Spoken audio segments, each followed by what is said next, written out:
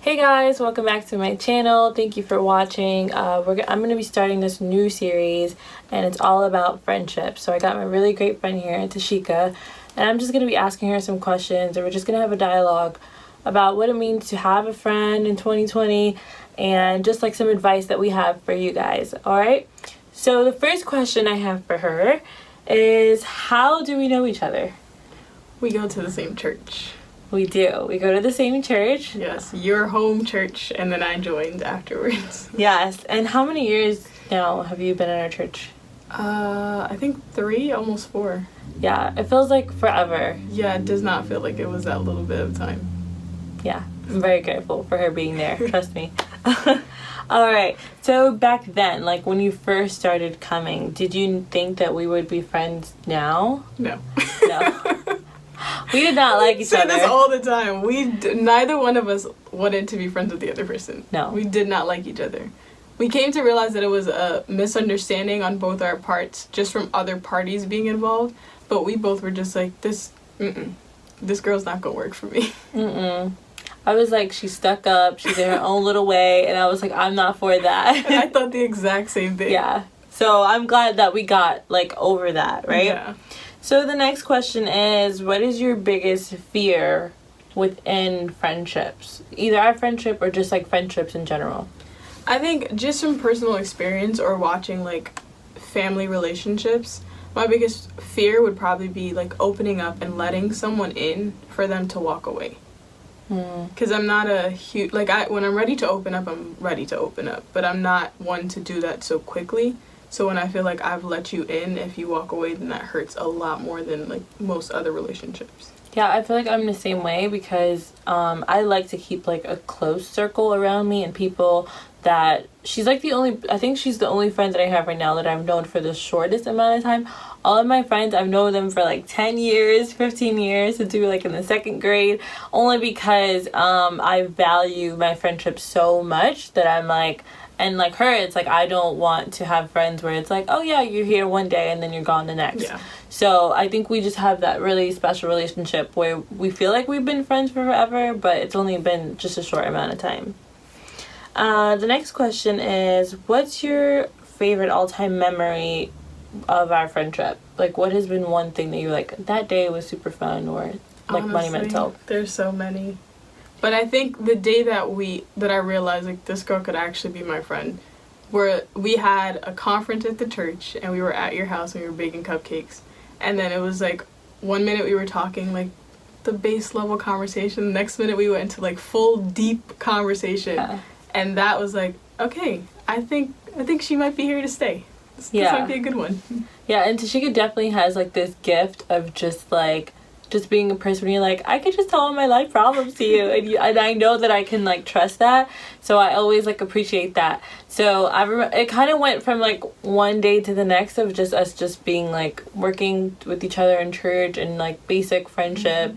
And then the time that she came to my house, it was just me and her. We were baking like 100 cupcakes. It was a crazy amount of cupcakes. But we got to just talk and be real. And it was really nice because I feel like on both of our parts, we were able to see the other side and more than like what other people have shared about one of us or like how we are. It was like we kind of got to just see each other for who we are. So that was like really cool. And I think really the start of like our friendship was that like day, if I could remember that. That was like the tipping point. All right, here's the next question. What is your method of addressing uncomfortable situations? We have a lots of them. Okay, we definitely do. Most of them are not our faults together. Yeah, no, it's like totally outside. It's outside triggers and things that occur that definitely bring some friction. But how do you go about? So like, for me, because I know that like my family's Jamaican, so we're all hotheads. When we're ready to go.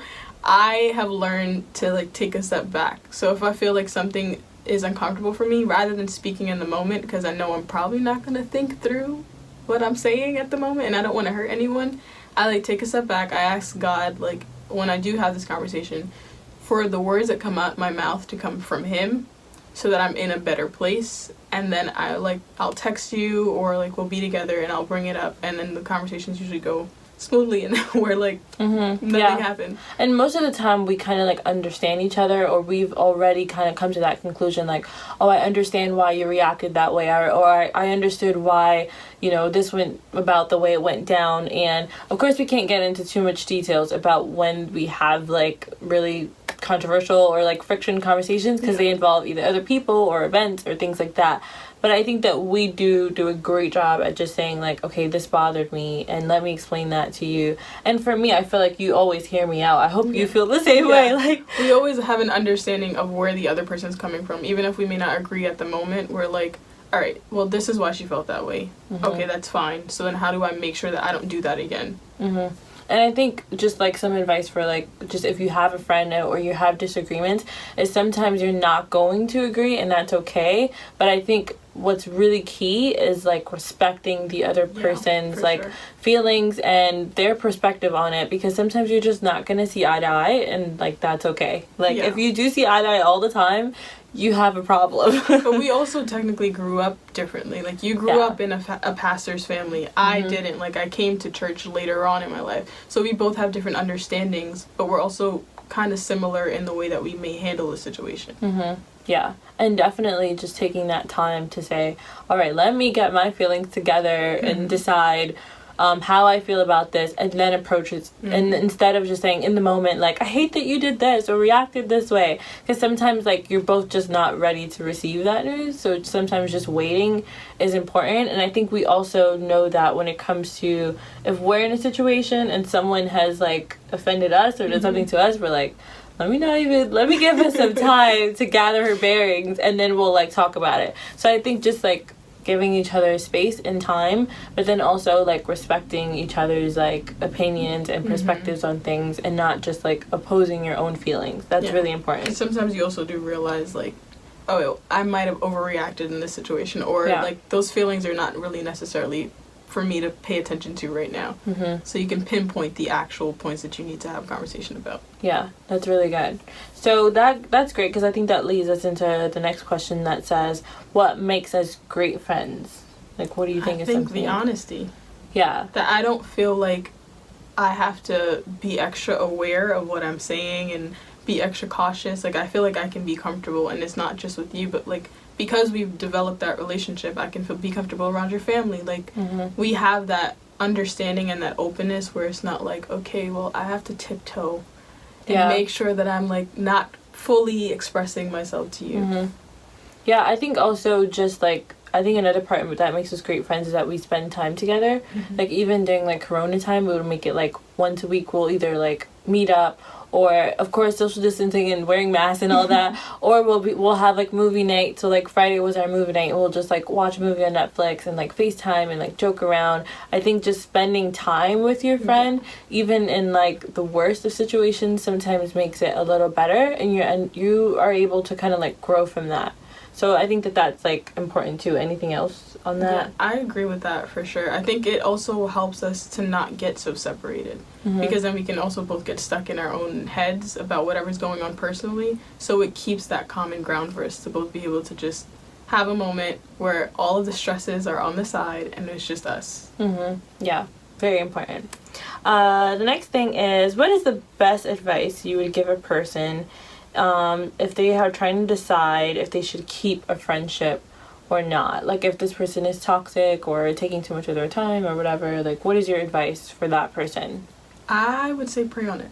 I know we're both actually in a book club with her sister. Yeah. Relationship Goals by Mike Todd. You should read it. Read it. It's so good. But he talks about doing like a 90-day trial with people, and I have personally already done that. Maybe not 90 days, but like, I'll do a trial run. Okay, like, I'm reaching out to you and I'm trying to handle, and what do I know that I need in a friendship, and see if you're willing to compromise. Like, if we can find a middle ground of, okay, I need this, you need this, how do we make that work?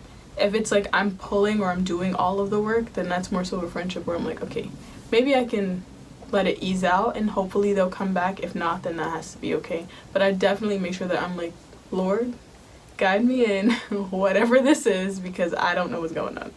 Yeah, and I think we both can attest to like having like toxic friendships or like people around us that they may not just be good, or sometimes we outgrow them or they outgrow us. And I think prayer is like the number one thing that we could tell you guys to like do it before the Lord. And I think even in our friendship, especially in the beginning, because I said we didn't like each other, there was a lot of prayer going on. Like, Father, I have to work with her, like, help me. let me get through this. Yeah, and now we work really well together. So I think prayer is something. And then I think also just not holding that person against what other people say, like who they are, and kind of discovering them for yourself. And I think that 90-day process is so important, just to see people's intentions and really their heart for you. And I think like respect is key. So you can have different opinions, but if you don't respect each other, then I don't think that that's a friendship that you should have. So that's really important. The next one is what has taught you when you've had like a failed friendship, like a friendship that you're no longer friends with that person? What has that taught you now with your relationships now? I would say more understanding, because I think in those, obviously earlier on when you're younger, you're not thinking about all the things that you think about now. So like the friendships that I had, they were more superficial and they weren't as genuine, or I didn't realize that there wasn't as much reciprocity between us. So I think now I'm focused on more so like, okay, what do I have to offer to this friendship? Because I never want to be in a friendship or a relationship that I don't have anything to give to. I want to make sure that I have something to offer and that I'm being understanding of what the person may be working through, but also what they have to offer me. Yeah, that's really good.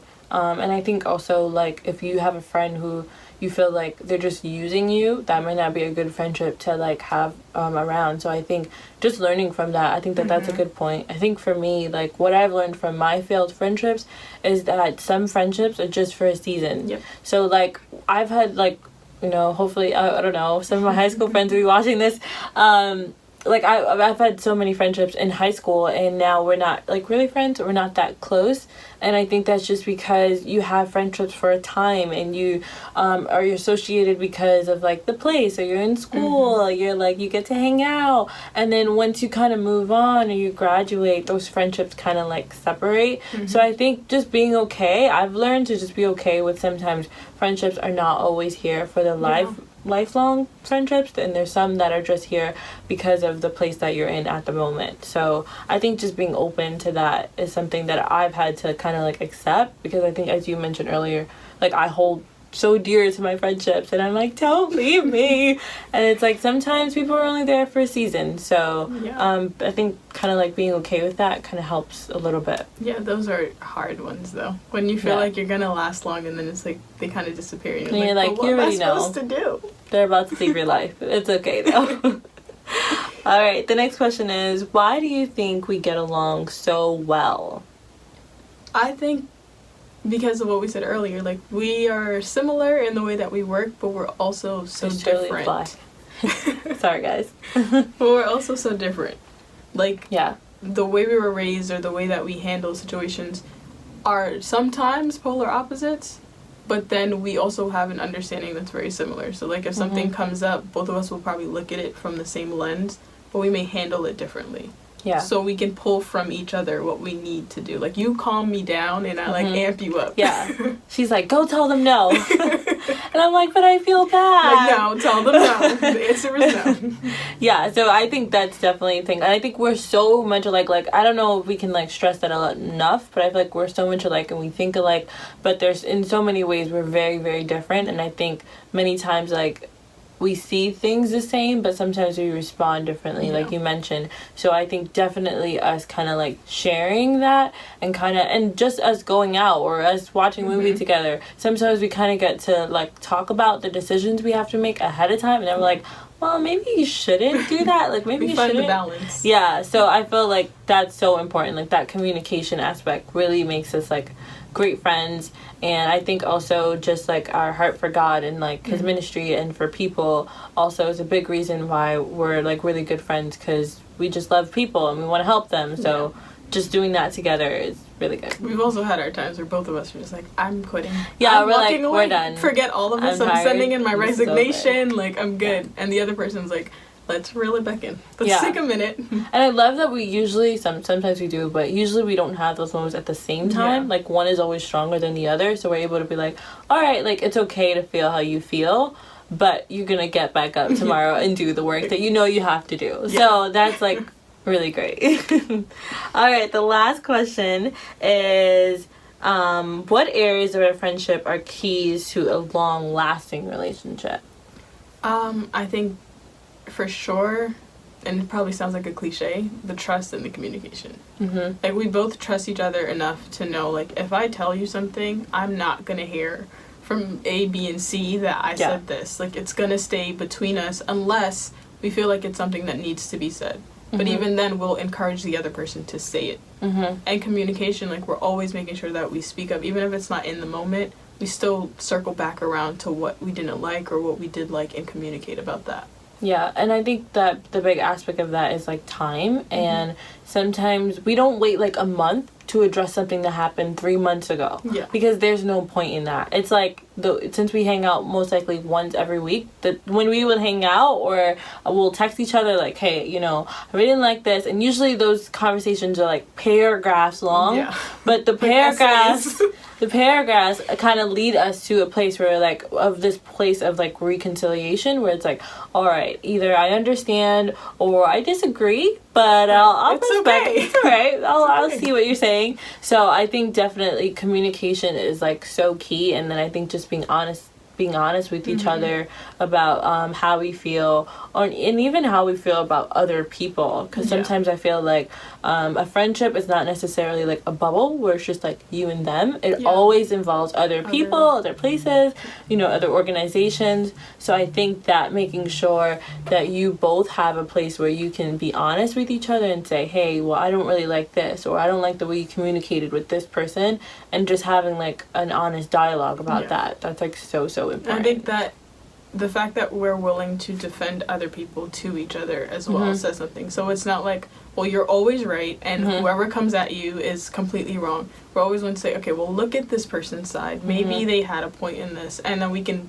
sit there and understand just what we're saying to each other as well as what that person may be saying to us. Yeah, so we're not always like, oh, you're right, like, the other person's wrong. It's like, no, sometimes it's like, no, you're actually wrong, and I think you should go say sorry, you gotta fix this one. This is on you. Yeah, so that's super, super important. Anyways, I had a great time, like, talking with you about, like, friendships and about really important things that affect our everyday life, because I remember even when I was younger, my mom would always tell me, like, show me who your friend is, and I'll tell you who you are. So my mom too.